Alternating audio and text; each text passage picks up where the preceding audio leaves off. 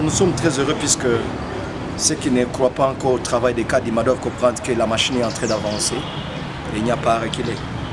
C'est vraiment avec satisfaction que nous avons d'abord reçu la liste définitive portant numéro des candidats à niveau provincial. Et nous sommes le numéro 81, monsieur le journaliste. C'est le numéro désormais avec lequel nous allons marcher avec toutes nos bases, avec tous nos QG, tous nos quartiers généraux qui sont installés dans les quartiers, dans les avenues, Koué et Rekoué de la ville de Goma pour nous rassurer que ces élections de 2023 sourient positivement à notre faveur. Voilà. Je profite pour vous dire quelque chose, monsieur le journaliste. Les gros poissons dans ces élections 2023 n'existent pas. Ça, je dois vous rassurer. Parce que la population de Goma n'est plus du pays. Ce n'est plus une population fanatique. Ce n'est plus une population qui a affaire à des gens qui sont là pour donner des matériels. Et après quoi, ils oublient les peuples, ils oublient la population, comme nous l'avons connu en 2006, en 2011 et en 2018. Mais aussi, je veux vous rassurer que dans ces élections, chaque habitant de la ville de Goma doit comprendre qu'il y a des businessmen que nous devons maintenant sanctionner parce qu'ils n'ont pas été capables de donner un bilan qui prouve à suffisance qu'ils sont au service de la population. Mais aussi, il y a d'autres qui sont des hommes d'affaires. Et il y en a d'autres, ne vous inquiétez pas, qui ne postulent que pour le plaisir de postuler. Et donc, ils sont en train d'attendre que le parti politique donne quelque chose, il met en poche et il part.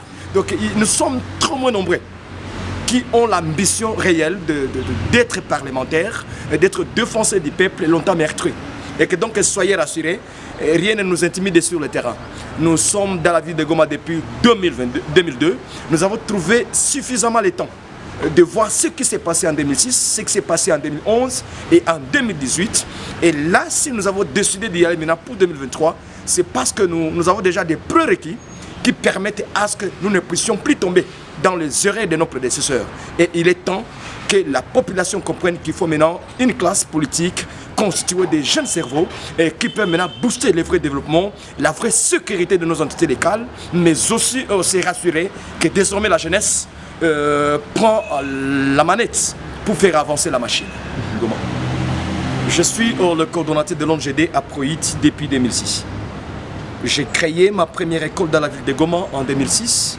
Là, je parle du groupe scolaire Ave Maria. Je parle aussi de la deuxième école que j'ai créée, groupe scolaire Macha Ozaf Bethel. À part ça, en 2014, j'ai créé une confession religieuse, le Centre évangélique Famille Le Pèlerin Adorateur. Nous avons pas mal, je vous dis pas mal, d'activités que nous avions fait, que nous avions initié, que nous avons exécuté dans la ville de Goma avec nos bases avant même les élections, avant même l'ambition de 2023. Pour vous dire que tout ce qui se trouve dans mon projet de société, dans mon programme d'action, ce sont des axes qui ne constituent que des choses que j'avais déjà commencées. Je dois vous dire la vérité. S'il y a quelque part où je parle de la sécurité, des projets de loi et qui veulent à ce que la sécurité soit effective dans la ville de Goma, c'est parce que nous avons commencé depuis un temps avec le GEN des mouvements de patrouille pour nous sécuriser et sécuriser les biens de la population. Si nous pouvons proposer dans notre projet de société la prise en charge des personnes de troisième âge, mais aussi des handicaps physiques, c'est puisque depuis longtemps, nous avons commencé, de par notre propre initiative, à prendre en charge cette catégorie de personnes. Mais aussi, nous essayons de prendre en charge certains jeunes dans le domaine de l'art. Nous essayons aussi de booster certains qui ont besoin de bourses d'études. Et après avoir trouvé des bons résultats dans les institutions secondaires, nous avons boosté certains pour aller à l'étranger étudier. Nous avons au moins 55 étudiants que je peux maintenant compter à l'heure actuelle qui sont à l'étranger au travers notre lobbying et plaidoirie. Pour vous dire quoi, je ne peux pas me baser à des théories qui ne permettent pas à ce que la situation puisse changer sur le terrain.